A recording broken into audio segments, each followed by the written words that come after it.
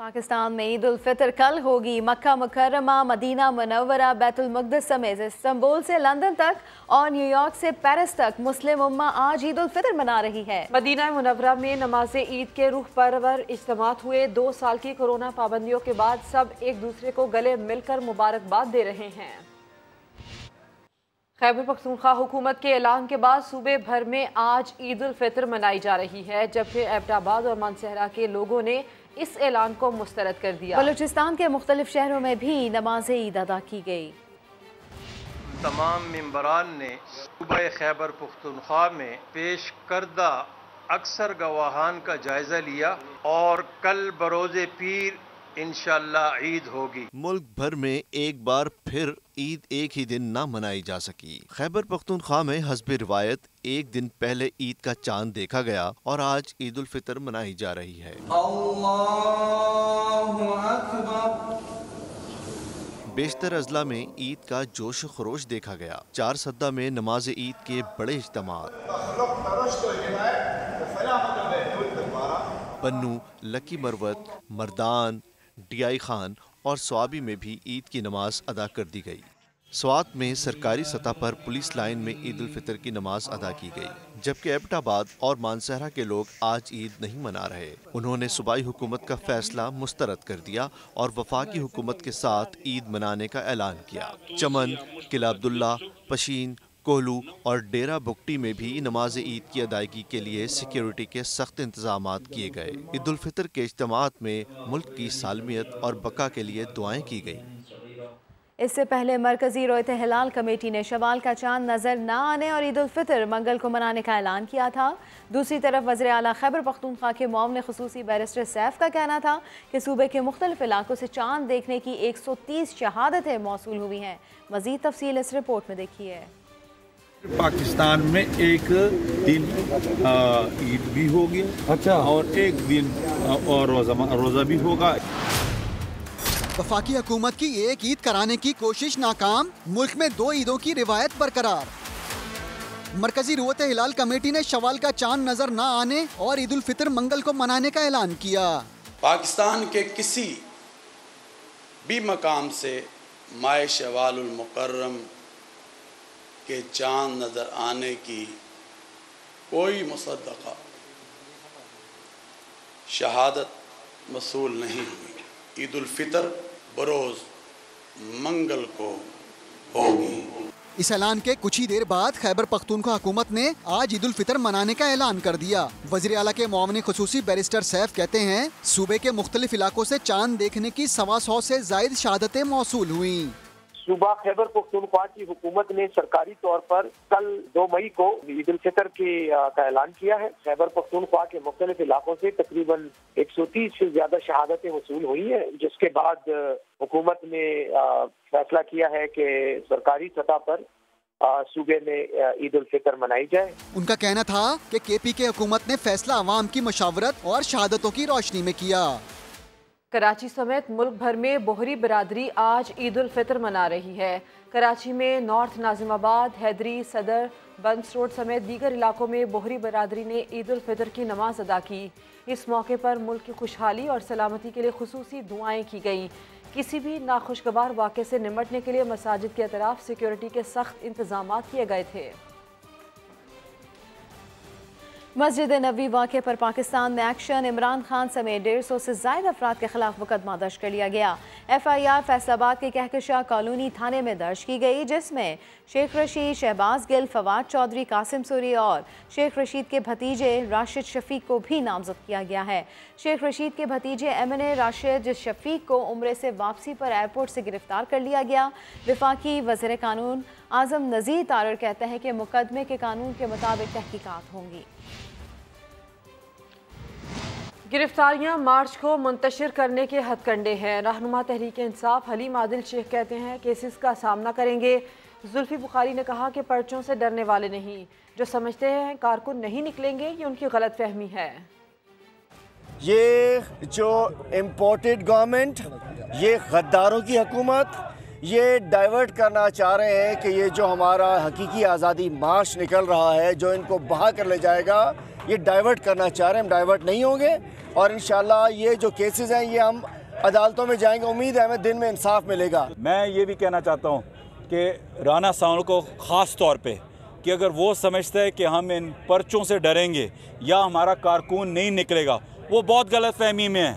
इमरान खान ने हुकूमत के खिलाफ वाइट पेपर जारी कर दिया। प्रेस कॉन्फ्रेंस में कहा शरीफ खानदान पर 40 से 45 अरब की करप्शन के मुकदमात हैं। ये अब NRO 2 ले रहे हैं, खदशा है ये रिकॉर्ड ज़ाया कर देंगे और अपने केसेस ख़त्म कर देंगे। 40 से 45 अरब रुपए के वो केसेस हैं जो कि फैसला हो चुका, जो अंडर ट्रायल है और जिनके अंदर इंक्वायरी है। 40 से 45 अरब के ये केसेस हैं। 16 अरब रुपए के FIA के अंदर केसेस हैं और हमें ये खदशा है कि ये जब से ऊपर आए ये रिकॉर्ड अब डिस्ट्रॉय किया जाएगा। इनकी 9 अरब रुपए की शुगर कमीशन के अंदर इंक्वायरी चल रही है FIA की। 7.3 अरब के इनके ऊपर मनी लॉन्ड्रिंग केसेस हैं। शहबाज शरीफ, वालिद शहबाज शरीफ प्राइम मिनिस्टर बेल पे, बेटा हमजा शरीफ वो बेल पे चीफ मिनिस्टर पंजाब, और तीसरा सुलेमान शहबाज बाहर भागा हुआ है। अब वो तैयारी कर रहा है वापस आने की। वो बाहर इसलिए भागा हुआ है कि वो डायरेक्टली इम्प्लिकेटेड है इस केस के अंदर। और ये अब जा रहा है कौम के पास NRO 2। NRO 1 में जो कौम का नुकसान हुआ वो सबको याद है कि इन्होंने जब सारे केसेस खत्म हुए फिर से शुरू हुए। अब ये सारे करप्शन के केसेस इनके खत्म होंगे ताकि ये फिर से शुरू हो मुल्क को लूटने के लिए और ये पैसा बाहर भिजवाने के लिए। लॉन्ग मार्च की कॉल दरअसल इमरान खान की सियासत दफन होने का ऐलान था। वफाकी वज़ीर इत्तलात मरियम औरंगज़ेब साबिक वज़ीर आज़म को जवाब कहती हैं, मस्जिद नबी सल्लल्लाहु अलैहि वसल्लम में जो कुछ हुआ उसकी मनसूबाबंदी इमरान खान के हुक्म पर हुई। इमरान खान के खिलाफ कलमा हक बुलंद हो गया, अब उनकी खैर नहीं है। आपने जो मई के आखिर में ऐलान किया ना, असल में आप सियासी जिंदगी जो दफन होने जा रही है ना, सियासत आपकी मनफी, ये उसका ऐलान है। मस्जिद नबवी में एक खातून को गालियां पड़वाई, ये पूरी की पूरी प्लानिंग इमरान खान के हुक्म पर हुई। मैंने खुद देखा कि वो लोग इशारे कर कर के नारे लगवा रहे थे मस्जिद नबवी के अंदर। उनके पासपोर्ट कैंसिल हो रहे हैं, ये आपकी वजह से हो रहे हैं इमरान खान साहब। मस्जिद नबवी के अंदर था, इन्होंने कहा कि मस्जिद नबवी की जगह नहीं थी, ये बाहर थी। फरागोगी जो है वो बहुत मासूम है, पंजाब में तुम्हारी फ्रंट पर्सन थी। ये गाड़ी BMW X5 इमरान खान साहब जाते जाते ले गए साथ अपने। इस गाड़ी की कीमत 15 करोड़ रुपया बनती है इस वक्त। जो पिस्टल दी गई स्मगल होकर आई पाकिस्तान और इस वक्त इमरान खान के पास है, तोशा खाना में डिक्लेयर्ड नहीं है। पाकिस्तान की अवाम आपके गले में जूतों के हार पहनाई। असल हकीकत यह है कि तुम एक नाकाम शख्स हो, तुम इल्जाम खान हो, तुम तोशा चोर खान हो। ये तस्दीक है खान बरादरी की और पठानों की। कलमा हक बुलंद हो चुका है तुम्हारे खिलाफ, आपकी तो खैर नहीं, आगे क्या होने वाला है। साबिक वज़ीर दाखिला शेख रशीद कहते हैं हालात खौफनाक है। मुक़्तदर हल्कों से मुतालबा किया कि सबको एक जगह बिठाकर इलेक्शन करा दे क्योंकि उनकी बात सब सुनते हैं। शेख रशीद ने दावा किया उनकी जान को ख़तरा है लेकिन वो मौत से डरते हैं न जेल जाने से। नई हुकूमत ने ECL से अचानक 300 लोगों के नाम निकाल दिए। ये महीना मई का खतरनाक है, खौफनाक है। मैं पाक फौज से DGISI से ये तोके रखता हूँ कि ये देखें कि किन लोगों को ECL में से निकाला गया। मैं DGMI से ये तोके रखता हूँ कौन से 200-300 लोग हैं जिनको ऑल ऑफ सडन निकाला गया। इसमें ऐसे लोग हैं जिनके पास 1-1 टन हीरोइन का केस है, 1-1000 kg, और ये मेरी जान के दर पे है। आसिफ जरदारी यही चाहता था कि पंजाब में गन फैले और सबसे बड़ा गंदा और परागंदा आदमी यही वजीर दाखिला सनाउल्लाह, उसके जरिए ये गन डालना चाहते हैं। मैं सारी कौम के सामने कहता हूँ मैं डरने वाला नहीं हूँ। जेल मेरा ससुराल है, हथकड़ी मेरा जेवर है। दुनिया में कोई बाप बेटा ऐसा है जिन पे करप्शन की फर्द जुर्म हो और वो वजीर आजम भी बन जाएं और वो वजीर आला भी बन जाएं। अगर दुनिया में 1000 साल की सियासत में कुछ साबित कर दे मैं सियासत से रिटायर हो जाऊँ। पहले कहता था कि नून से शीन निकलेगी, इस वक्त तो शीन की हुकूमत है। उसने 14 गालियां दी फौज को। शहबाज शरीफ ने 14 मरतबा फौज के जूते चाटे, जूते पॉलिश किए। ये है फर्क। ये शेख रशीद और इमरान खान को तहरीक से पहले जेल भेजना चाहते हैं और इस तहरीक को आग लगा देना चाहते हैं। मैं मुक़्तदर हल्कों को कहना चाहता हूँ कि इस मुल्क के हालात को खराब करने की साजिश हो रही है, वो तवज्जो दें। मुक़्तदर हल्कों की आंखें भी खुली हैं, कान भी खुले हैं, वो इन सब लोगों को जानते हैं। कोशिश करनी चाहिए कि मुक़्तदर हल्कों की बारी ना आए और इस मुल्क में इलेक्शन करवा दें, सबको एक टेबल पे बिठा के। उनकी बात हर कोई मानता है। और हुकूमत ने साबिक वज़ीर आज़म नवाज शरीफ की सज़ा मुअत्तल करने पर गौर शुरू कर दिया। वज़ीर दाखिला राना सनाउल्लाह का इंकशाफ। समा से खुसूसी गुफ्तगू में राना सनाउल्लाह ने कहा, हुकूमत के पास किसी की भी सज़ा ख़त्म, कम या मुअत्तल करने का इख्तियार है। नवाज शरीफ को आइंदा इंतखाबी मुहिम की क़यादत करनी चाहिए। राना सनाउल्लाह ने दावा किया कि रोज़ा रसूल सल्लल्लाहु अलैहि वसल्लम की बेहुरमती की प्लानिंग पाकिस्तान और लंदन में हुई। आप और फेडरल गवर्नमेंट के पास ये इख्तियार है कि वो किसी भी सज़ा को कम कर सकते हैं, ख़त्म कर सकते हैं, सस्पेंड कर सकते हैं। इसे मौका दिया जाए कि वो अदालत से जो है वो एक मरवजा तरीके से अपना जो है वो इंसाफ। पॉलिटिकली बात करूँगा कि नेक्स्ट इलेक्शन कैंपेन में उन्हें हमें अवेलेबल होना चाहिए। मरियम नवाज़ का किरदार जो है इस अवामी राब्ता मुहिम, इसको वो लीड वो करेंगे। हमारी मीटिंग हुई है, उसमें कुछ लोगों की राय है कि इसको बिल्कुल ख़त्म कर देना चाहिए। कुछ लोगों की राय ये है कि इस तरह से ख़त्म करना जो है वो हमें पॉलिटिकली जो है वो डैमेज करेगा। उन्होंने अपनी मुद्दत पूरी कर ली है और मैं समझता हूँ कि ये अहदा जो है ना एक्सटेंडेबल है ना दोबारा रीअपॉइंटेबल। एमक्यूएम को अमेरिका ने कहा कि वो हमारे साथ आगे मिलते हैं, वो इसके गलत रवैये की वजह से हमारे साथ मिले। जो आदमी जिस हाउस से मुंतखब हो, वो कौमी असम्बली से वज़ीर आज़म मुंतखब हो या सूबाई असम्बली से वज़ीर आला मुंतखब हो, वहीं पर जो आदमी प्रिजाइड कर रहा है उस हाउस को वहीं पे वो बुलाए और वोट ले। हर आदमी जो है वो उसने इसका बुरा महसूस किया है। बाकायदा ये मनसूबाबंदी से हुआ है। यहाँ पे लोगों को बेचा गया है, इंग्लैंड से लोगों को मंगाया गया है। इन लोगों को बिल्कुल जो है हम इंसाफ के कटहरे में लाएंगे। मुल्क की सियासत में फरह शहजादी और फराह खान के चर्चे। चेयरमैन PTI इमरान खान ने फराह खान पर नैब केस की मुखालफत कर दी। कहा वो कोई पब्लिक ऑफिस होल्डर नहीं बल्कि रियल एस्टेट का काम करती हैं। मरियम औरंगजेब बोली, फराह खान पंजाब में इमरान खान की फ्रंट पर्सन थी, उन्होंने करप्शन से अरबों रुपए बनाए। मुल्क की सियासत में फराह खान के नाम की गूंज जारी। चेयरमैन PTI हिमायत में खुलकर सामने आ गए और उन पर नैब केस की मुखालफत कर दी। मैं नैब से पूछना चाहता हूँ कि ये जो आपने फराह खान के ऊपर केस डाला है, कोई केस बन सकता है? वो कौन सी कोई MNA या पब्लिक ऑफिस होल्डर थी? वो तो एक रियल एस्टेट पे काम करती है 20 साल से। ये सीधी सीधी इंतकामी कार्रवाई ली जा रही है। बुशरा बेगम बड़े कम लोगों को मिलती है, वो उनमें से सबसे ज़्यादा जो मिलती है वो फराह खान। ये करेक्शन है। मरियम औरंगजेब ने इमरान खान के दावों को मुस्तरद किया और फराह खान को इमरान खान की फ्रंट पर्सन करार दिया। फराह गोगी जो है वो बहुत मासूम है। पंजाब में तुम्हारी फ्रंट पर्सन थी। असासों में जो इजाफा हुआ है 4 साल, अरबों का इजाफा हुआ है। पंजाब में कोई तकर्री हो, कोई मंसूबा हो, कोई ट्रांसफर हो, किसी किस्म की तानियाती हो, पैसे लेके लोगों को लगाती थी। इसलिए तुमने पंजाब में बुजदार को वजीर आला बनाया। नैब लाहौर के एलामिये में कहा गया है कि नैब हेडक्वार्टर की जानिब से फराह खान के खिलाफ इंक्वायरी की मंजूरी कानून के मुताबिक है। नैब कानून के मुताबिक पब्लिक ऑफिस होल्डर या उसके अहले खाना के खिलाफ तहकीकात कर सकता है। एलामिये में ये भी कहा गया कि नैब एक आज़ाद इदारा है, कानून के मुताबिक साफ शफाफ इंक्वायरी करेगा। PDM तर्जुमान हाफिज हमदुल्ला का इमरान खान की प्रेस कॉन्फ्रेंस पर रद्द-ए-अमल। कहा, लगता है फराह गोगी ही वो चिड़िया है जिसमें इमरान न्याजी की जान है। फराह गोगी बचाओ तहरीक का असल मकसद इमरान खान बचाओ तहरीक है। मई में होने वाला लॉन्ग मार्च भी मुल्क बचाओ नहीं, गोगी बचाओ मार्च होगा। पूछा, अगर गोगी बेकसूर है तो फाइज ईसा की अहलिया का कसूर क्या था? बेगुनाही का फैसला आपने नहीं, अदालत और एहतसाब वाले इदारों ने करना है। नियाजी साहब के झूठ सुन सुन के कौम के कान पक चुके हैं। वक्त आ चुका है कि फराह गोगी और तोशा खाना वाले तहाइफ का हिसाब दें। साहिवाल के इंडस्ट्रियल स्टेट में वाक़े कॉस्मेटिक फैक्ट्री में आग लग गई। रेस्क्यू की 3 गाड़ियां आग बुझाने में मसरूफ़ है। इसी के ऊपर बात कर लेते हैं समा के नुमाइंदे जावेद शौकत से। जावेद, बताइएगा क्या सूरत हाल है इस वक्त वहाँ पर? लगने वाली आग बहुत ही शदीद थी। रेस्क्यू की 3 गाड़ियां साहिवाल से और उसके बाद करीबी जिला उकाड़ा से भी रेस्क्यू ने गाड़ियां मंगवाई हैं आग बुझाने के लिए। इसके साथ साथ जो करीबी फैक्ट्री थी वो खाली करवा ली गई है। जो आग पकड़ने वाली अशिया थी वो वहां से दूर कर दी गई है। ऑपरेशन अभी तक जारी है। जानी नुकसान की इत्तला नहीं मिली क्योंकि ईद की छुट्टियों के बाद वहाँ पे अमला मौजूद नहीं था। बहुत शुक्रिया अपडेट किया आपने जावेद शौकत। कराची में एक और नौजवान को डकैती मज़ाहिमत पर कत्ल कर दिया गया। कोरंगी में 17 साला हाफिज किफ़ायतुल्लाह जान से गया।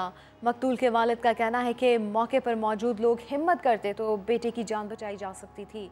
शाहनवाज अली कादरी की रिपोर्ट।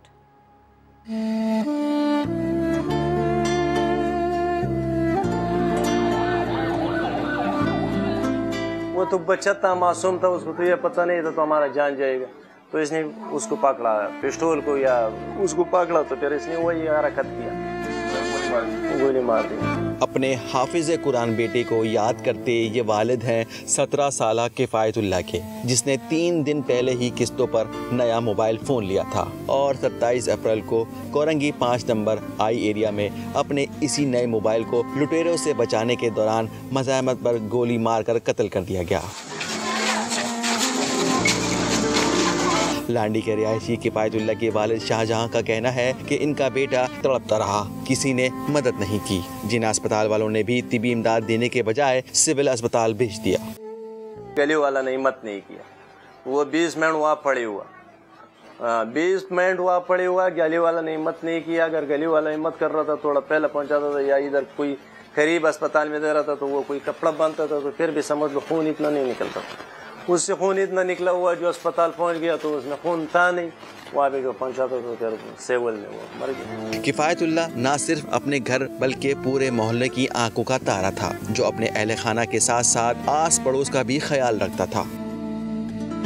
हमारा घर का बड़ी हुई सरबराह था और हम सब छोटी था, तो वो हमारा घर में तो छोड़ो, ये गली में जो जिसका पंखा खराब हो जाता वो लेके जाता, तो ये सब का सरबराह आता है। समझ लो बड़े तो हमारा ये लड़का है, लेकिन ये इतना परवाहदार नहीं, हम खुद भी परवाह घर का। ये 1 साल से तो समझ लो मैं घर का मैंने टमाटर तक नहीं लिया, वो उसका जिम्मेवार था बस। किफ़ायतुल्लाह की मौत पर गमज़दा उनके बड़े भाई सईदुल्लाह ने भी मुल्ज़िमान की गिरफ्तारी का मुतालबा किया है।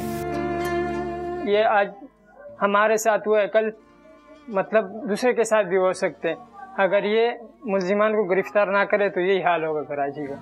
किफ़ायतुल्लाह 8 बहन भाइयों में तीसरे नंबर पर था, जिसके कत्ल का मुकदमा अवामी कॉलोनी थाने में दर्ज कर लिया गया है, जबकि अहले खाना ने मुल्ज़िमान की CCTV फुटेज भी हासिल करके पुलिस को दे दी। लेकिन कानून के रखवाले माजी की तरह इस बार भी कातिलों को पकड़ने में नाकाम है। कैमरामैन महबूब हुसैन के साथ शाहनवाज अली कादरी, समा, कराची।